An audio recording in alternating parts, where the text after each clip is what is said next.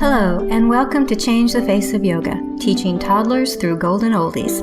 I'm very excited to be talking to lots of yoga teachers who will explain their passion for teaching yoga to students with different ages, physical fitness levels, wellness levels, and different goals. They will explain the benefits of yoga for these students and will be including teacher tips and pose modifications. I am Stephanie Cunningham of Yoga Lightness, and I've been teaching over 50s for 10 years. So this area is my passion and the passion of many other yoga teachers that you will be listening to in this series. Thank you so much for listening, and let's get started.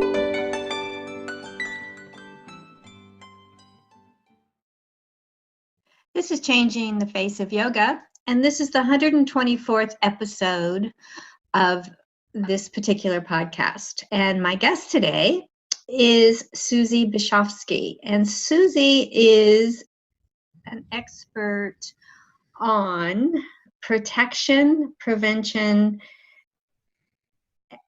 of burnout. And I think that is and can be an issue with yoga teachers and yoga therapists since we give so much of ourselves. And so I wanted to talk to Susie about this. Susie is also a yoga teacher, and she has her own podcast called Keep Your Candle Lit, and she also works in public school education. She embeds what she learned in yoga into her classroom, and she teaches gentle yoga at a yoga studio. You would call it extra gentle yoga. We might look into what that means. And she's also taught her school colleagues and students at her middle school. And she incorporates mindfulness and burnout prevention in the practice. Her ideal client is someone who doesn't think yoga is for them and leaves the class realizing that it is. So welcome, Susie. Is there anything else you'd like to add to that introduction? Wow, that after listening to that introduction, I'm exhausted. I'm tired because of the list of all the things. But no, an extensive list, yes. Really well. Okay. Now, I listened to some of your podcasts, and one of them really threw me because I thought I knew what burnout is, but given what you said, I don't. I thought burnout was just being so stressed and having so much to do and that you just can't keep going. But what you said, and I'd really like to talk about this, is that that if you don't have purpose in your life, passion for what you're doing, and vision, that's the cause of burnout many times. So could we just kind of start there and talk about what the causes might be and why you believe this is the cause of burnout? Yeah, so thank you for that question. As far as that being the cause, maybe it's more like causality or more along the lines of if we sit down and we look at ourselves and we're asking ourselves these questions. What is our purpose? What is our passion? What is our vision? If we can't answer those questions, that could point us in the direction of possible burnout. Okay. So what we're looking at is not so much a physical overwhelm as kind of being lost. Is that a fair thing to say? Yeah, I think so. I mean, I feel like the interesting thing for me about burnout is when I was going through my coach training, I didn't recognize that I myself had gone through burnout because it was never framed that way to me. We talk about depression, we talk about anxiety, but at that time, burnout wasn't that thing other than people would say, I'm feeling really burnout or I'm feeling tired. My key was I would say, I'm tired, I'm tired, I'm tired. Or if people wanted to do something, I'm busy, I'm busy, I'm busy. It was like that idea of a hamster wheel. But now it's 2019 and the World Health Organization itself actually cites burnout as a condition to be mindful of and aware of. They do pretty much pigeonhole it towards the workplace, but we see people talking about caregiver burnout and all other things. So I feel it's something that we're still on the cusp of understanding. Okay. So you said that you didn't realize that you had burnout Yeah. What would be something to be looking out for if you feel that you may be either on the cusp of burnout or actually burned out? So if I can add to that question, just the idea of like, how is it different or similar to depression or anxiety, specifically depression? Because I think someone could very easily say, oh, I'm burnout, and maybe not even recognize the signs of depression. So I also just want to advocate for the importance of having our own wellness team. Like your audience, they're familiar with yoga, right? Mm-hmm. So a lot of us embody yoga as a physical, mental, spiritual practice. For some people, it is physical. So what do other people have in their life that guides them to recognizing when something within is calling out to them? So to go back to that original question of how do we know when we're being burnt out? Wait, was that the original question? I'm so sorry. That was it, yes. Okay, thank you. See, my brain just went, so to go back to that original question of like, how do we know when we're burnt out? I think that sometimes people can see it within us before we can see it within ourselves. Mm-hmm. And one of the things I think to be mindful of is if the things that normally bring you joy no longer bring you joy, what's underneath that? Or here's an example that seems very like benign, right? So I'm an avid reader, whether it's paper copy or an e-copy. I can sit and I can read and I can read and I can read. And you know what's wrong with that? Reading's a good thing. But if I sit and I read and I don't do anything else for hours and for days, for me, that pleasurable activity has become either a substitute or a coping mechanism for something else. And sometimes I need someone to kind of say to me like, hey, so you've been on the couch coma for like a week. What's going on? To point that out to me. Or even for yoga practitioners, if yoga is the thing that brings you joy and release and you're avoiding your mat, or you're avoiding yoga on your chair or yoga on your couch or yoga in your car. You're like, we all do yoga all over the place, right? So when you start to run away from that thing that brings you joy or brings you release, I think that's another indication that we need to look at something. Okay, so that's really very different from what my interpretation of burnout used to be.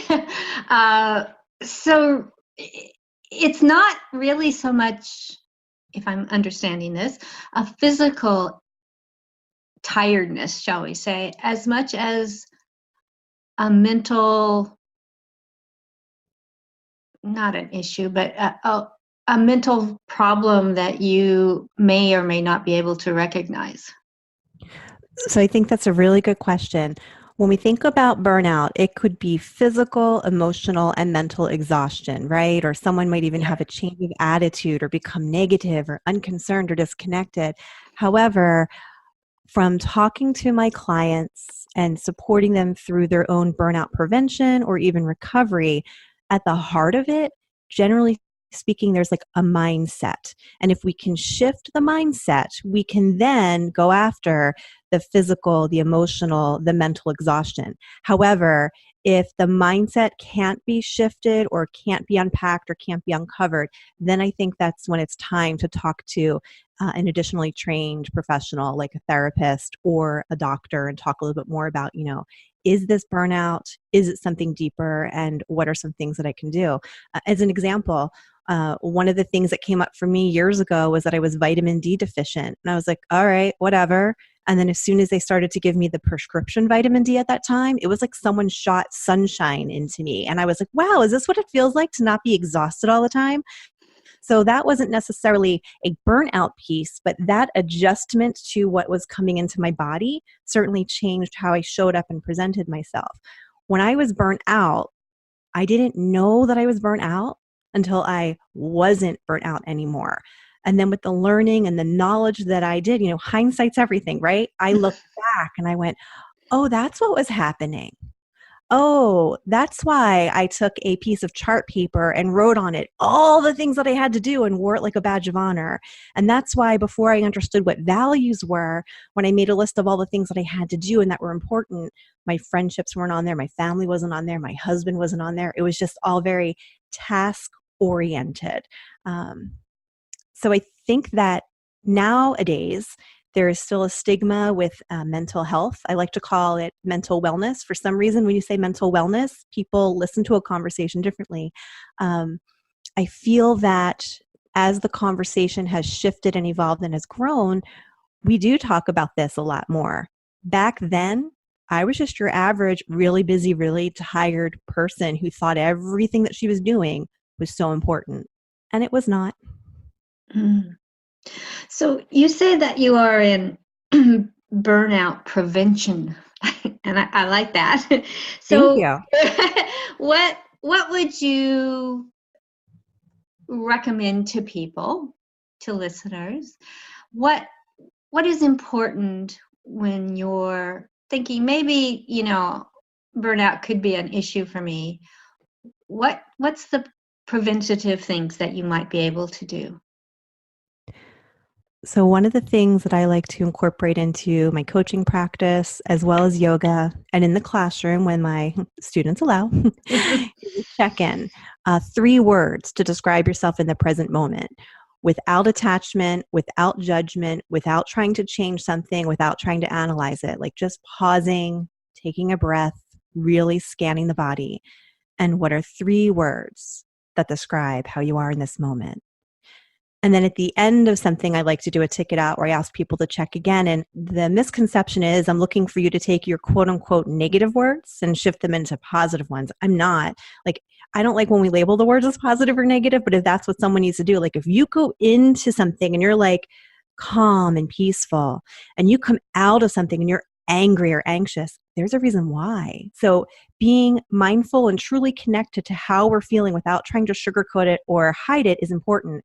One of the things that I've advocated for people to do is like to find a ritual to do it. So maybe when you're brushing your teeth, or you put your hands on your steering wheel, or you unlock your door, something that you do every single day. Like I tell the students, hopefully it's when you put on your deodorant because we want to keep our friends close, right?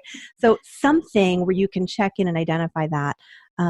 Another thing that I like to do, and I'll be honest here, when I do it, it's awesome. When I forget to do it, I run into trouble. The simple step of gratitude. Mm. Yes, it's very powerful, isn't it? And notice we both paused after that word came up. Right? We did, yeah.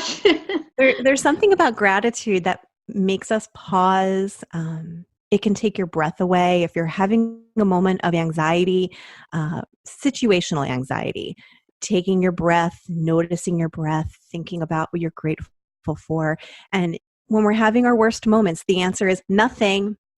I'm grateful to breathe. I'm grateful to be alive today. I'm grateful that I have resources at my disposal. I'm grateful that the sun is shining. I'm grateful that there's rain for 40 days, not so much because the flowers grow. Like, what is it we can find grateful for? And I often invite people to just trick your brain. Trick your brain. If you're truly not grateful, find something that you can say that you are, or practice something until it becomes your truth, because eventually it will come very organically and naturally. Another simple thing that I would say is figure out if you like quiet or music. So when I meditate or I relax, I try a variety of things. Sometimes I need nothing. Sometimes I need focused silence. Sometimes I need a candle, a crystal. Sometimes I need music. Sometimes I need an Om chant. Sometimes I need a mala. Like, experiment. I think too many times we try something and it doesn't work, so we move on to the next thing, as opposed to trying the thing multiple ways. And you don't have to do it the same way. You don't fail at it, right? Like, there's no report card that says you failed this, you can't do it anymore. So whether it's any of those 3 things that I mentioned or just other things, finding something, trying it, and finding a way to make it into a ritual. You mentioned that I'm a school teacher. I've been teaching for 22 years. My summers, I'm quote unquote off. And if any of your listeners are teachers, they understand what I mean by the air quotes of being off. But summer does grant me some more freedom and flexibility with my schedule. And this summer, I was super, super careful to cultivate for myself some practices that I could then transfer over during my busy season and not go, well, that was summer Susie. Fall Susie can't be mindful, can't relax. She can't find the thing because she's too busy. Like, I think a lot of us, whatever our professions and roles are, we fall into these seasons and we find something that works for us. We run out of time and then we let it go. So I really advocate for super simple, short practices. Okay. All right. Uh, I'd like you to explain a bit more about your thoughts on purpose, passion, and vision. I think those are such fundamental things that many of us may not really consciously think about. I, at one point, not anymore, had a retirement podcast, and that was the theme of it was having passion and purpose, because you are reinventing your whole life, and so it can be difficult. And I think it's equally difficult, just not with any major changes in your life, but really kind of knowing who and what you are and what you want to achieve. Yeah. When you said retirement, I sat up a little straighter. I'm not close to retirement. I did indicate that I was teaching for 22 years. And to be perfectly honest, I don't know if I'll retire in 10, 15, 20, or 25. But for me, I'm being mindful of my own purpose, passion, and vision. So when I do transition, I can transition into that which I love and not transition into a hamster wheel, right? Because I think we'll just let that go there. Okay, so in answer to that about purpose, I invite your listeners to think about purpose as, what's your intention?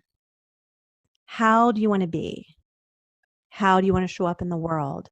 Maybe purpose is if you were eavesdropping on people talking about you, right? What 3 words would you want them to use to describe you? And then what's your intention to earn that? What actions are you taking each day? And I'm not thinking about SMART goals or, measurable outcomes, but more about like, what is it you want to do? So for me, my purpose varies, but generally speaking, my purpose is to be kind. Yes, I'm publishing a book in the fall. Yes, I'm going to release an online course. Yes, I'm going to do these things, but my purpose is to be kind. Before our call, I was reviewing old text messages. And ironically, I took a picture of one. And the person reached out to me and said, I just wanted you to know that when I think about you, I picture you smiling. And I can't say the same about everyone else. And I thought, that's awesome, because this person has seen me cry, scream, rant, all the things. But when they think of me, they think of the smile. And I think that speaks to the kindness. Am I kind 100% of the time? My students would challenge that, right? Or my husband would, when we just had the discussion about the air conditioning today, very loudly. Very loudly. But I feel like, and I keep saying I feel like, right? Because I feel that that's where purpose is. It's our intention. It's our feeling. It's our heartbeat. My goal is to be kind. My goal is to walk in peace. And my goal is to support people in finding their light, whether they're children or adults or any other variation. When I think about passion, to me, that goes back to your motivation to stick to your purpose. So the name of my podcast is Keep Your Candle Lit, and that's because of the light within us. So what is it that we do? What is it that you do that keeps your flame ignited? How do you stay lit? And then on the other side of that is, what dims your light? What dims your light? A heartbeat of the work that I do is this expression: our self-talk becomes our life walk. Our self-talk becomes our life walk. So if you are negatively talking about yourself, that's going to dim your light, and then you're going to walk in that manner. Think about someone who gets a compliment and then they walk with their head held high, and then think about someone that gets verbally berated and they walk with their head down low. There's a difference there. So what is it that we're doing that keeps us lit? What are we doing, or what happens that dims our light? And even the people around us, right? Like, who are the people that are stoking our flames, and who might be trying to distinguish us? Or, I'm sorry, who might be trying to extinguish us? But I like to distinguish us. That's nice. That's user-friendly, right? Go for the people that distinguish you, not extinguish you. Oh, my.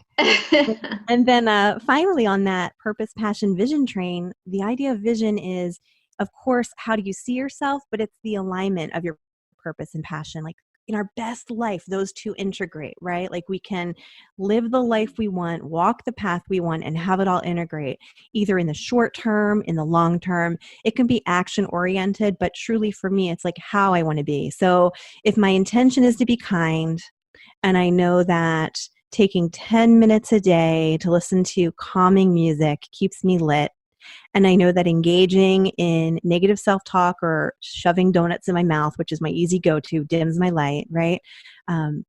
If I make the good choices so I can be kind, then when people leave my presence, they walk with their head held a little bit higher. When people leave my presence, they feel warm. When someone walks away from me and they seem more stressed than when we started a conversation, that's when I know that perhaps I'm not being 100% myself. And I recognize that that is also about another person. Like I get that it's a two-way street there. For me, with students, with adults, I want people to know that they're heard. I want people to know that they're seen. And I want people to know that they're valued. And that's why for me, when we do talk about yoga, I don't do headstands as a part of my practice. I love people that do. I think it's magical. I think it's amazing. It's not part of my practice. I can't twist myself into a pretzel.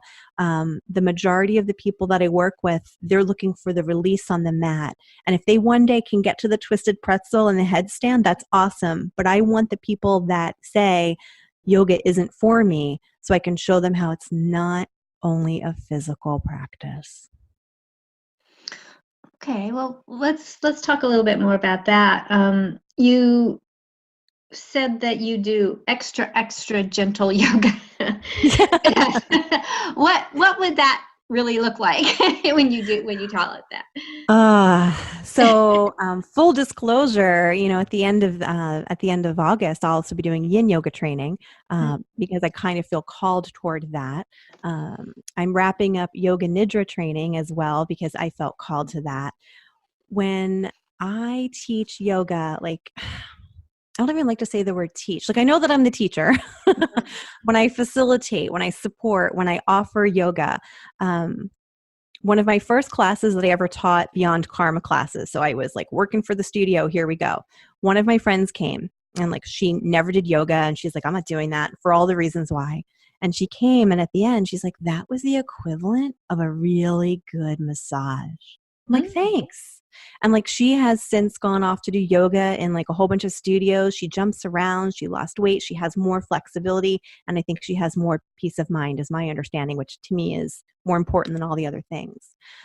When people enter a class, I offer them time like we all do to get settled in and find something that they're comfortable with, a nice comfortable position. And then, of course, we do breath work and we do body scans and all the beautiful things. But I try to offer some sort of an embedded burnout prevention tip. It could, again, be gratitude or the 3 words, something along those lines. Or it could be something a little deeper, especially as I get to know some of the yogis that are in the room.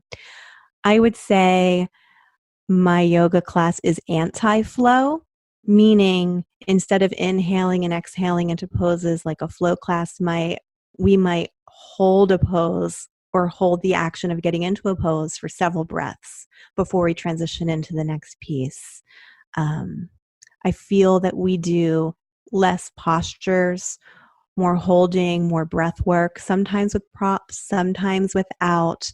And as far as it being extra gentle, I have discovered a trend of late that I do more groundwork than standing poses, although I do incorporate them because I understand we have to like bring in the balance of all the things. Mountain pose. Oh my gosh. Do you love mountain pose, Stephanie? Some days. Some days it seems like it's not worth it, but that's okay. Yeah.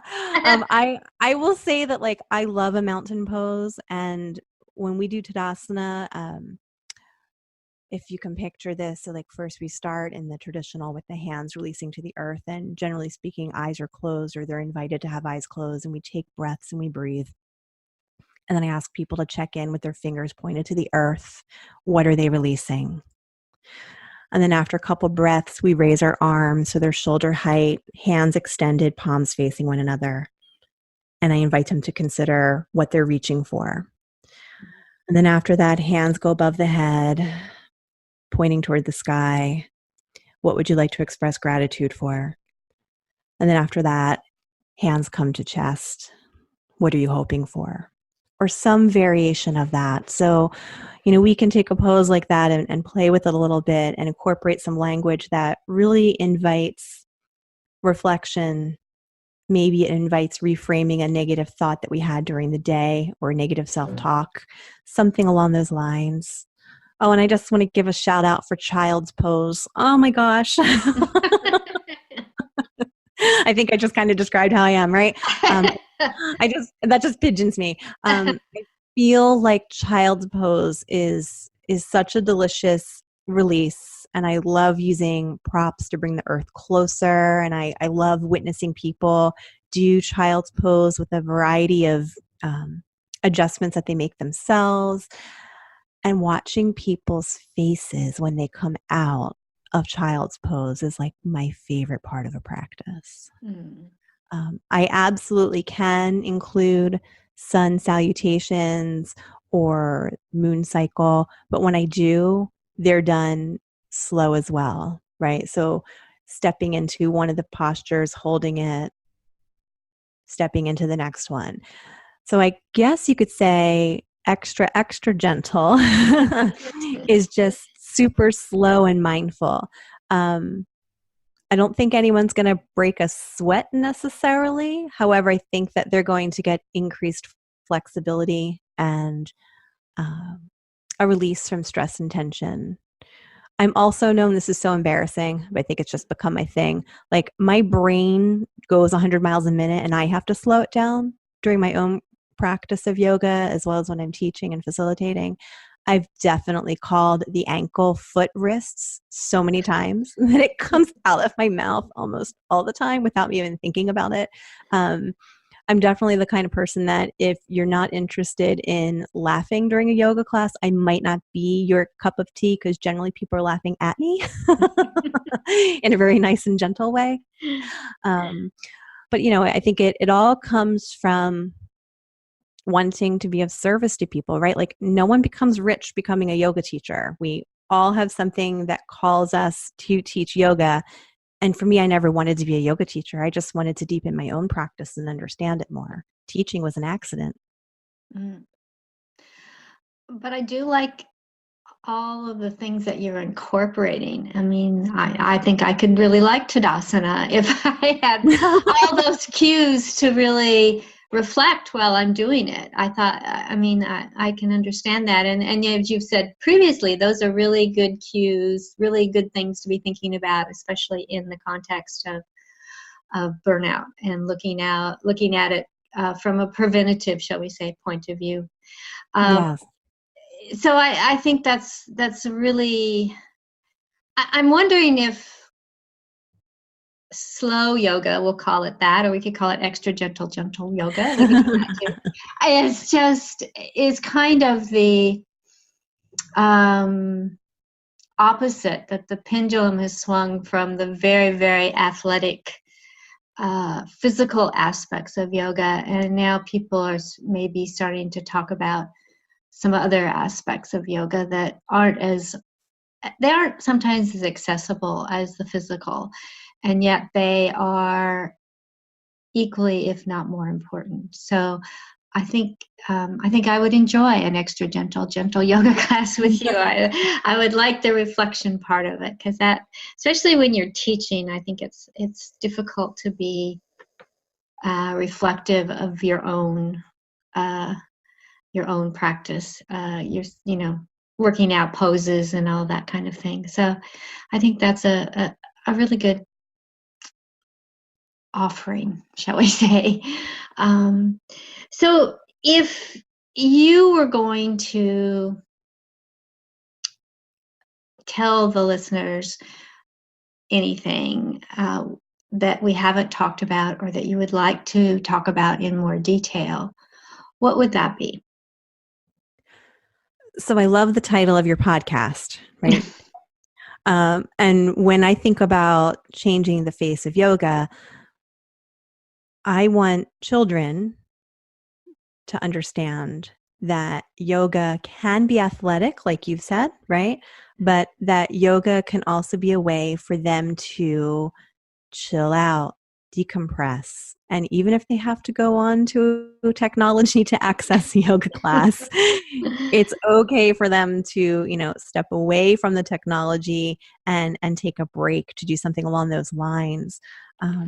When I've incorporated yoga in the classroom, not systemically, like I'd like to do a little more systemically this year, I've had some sections that are more receptive than others, and sometimes it's in the chair, sometimes it's standing, but it's certainly more relaxing than athletic because we have some space considerations and safety issues to consider.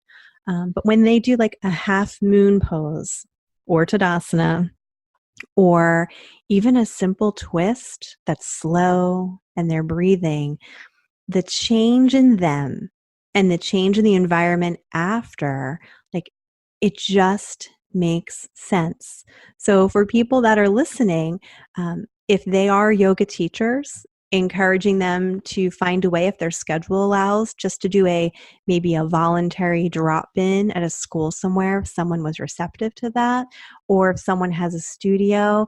I'm sure that there are people that are doing yoga classes for kids. I would love to see more of yoga with parents and children, specifically adolescents, because that can be such a time where adolescents and parents are butting heads. And I think a yoga experience could be a nice way to bring people together, especially around a real beautiful theme.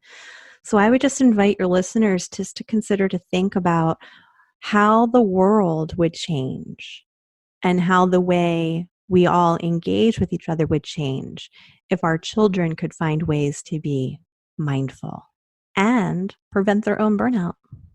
Mm. Well, thank you. That's a lovely thought. I think I like I said, taught seniors, and yes, yoga is very, very beneficial for them. But when you teach children, hopefully you're teaching them some lifelong skills and giving them tools that will help them. I think that's a lovely thought. So thank you so much. Thank Susie, you. I want to thank you for coming on. Susie is going to be part of my yoga teacher month, where we're just going to talk about issues, opportunities, those kinds of things for yoga teachers. And one of them, I think, is burnout. And I've learned quite a bit because I obviously had the wrong idea about it, which is okay. Oh, can I jump in on that one thing? I don't Sure. think that you had a wrong idea. I think everything you said or thought is valid, and it's what's out there too. I just invite us to think about it on an additional level, because I think sometimes if we say that it's a physical piece, there's a difference between being tired and tired, right? Mm-hmm. If there's an emotional piece, well, I'm really fine, right?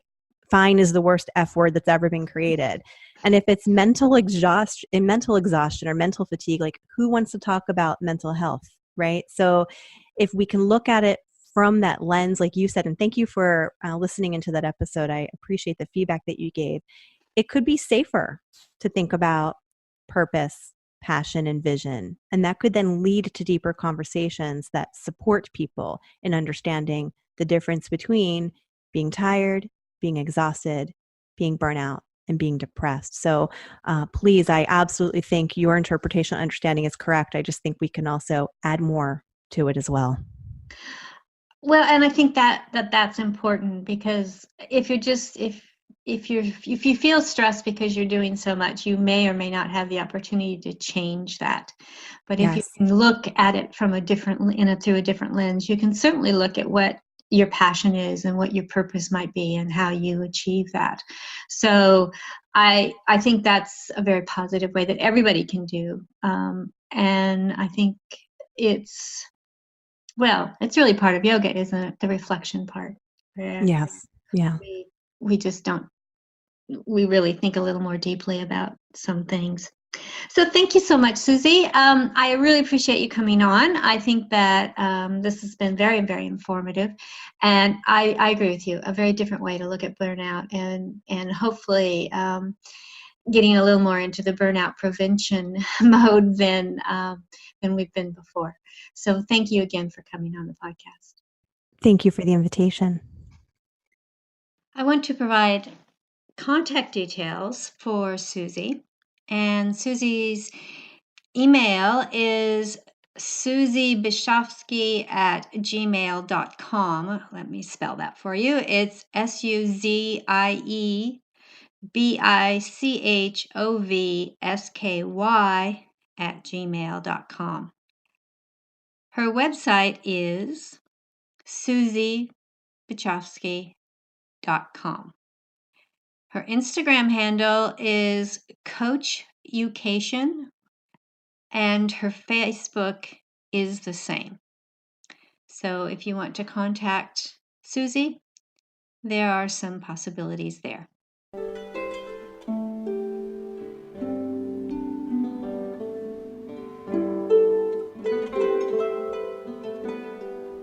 Thank you for that wonderful interview.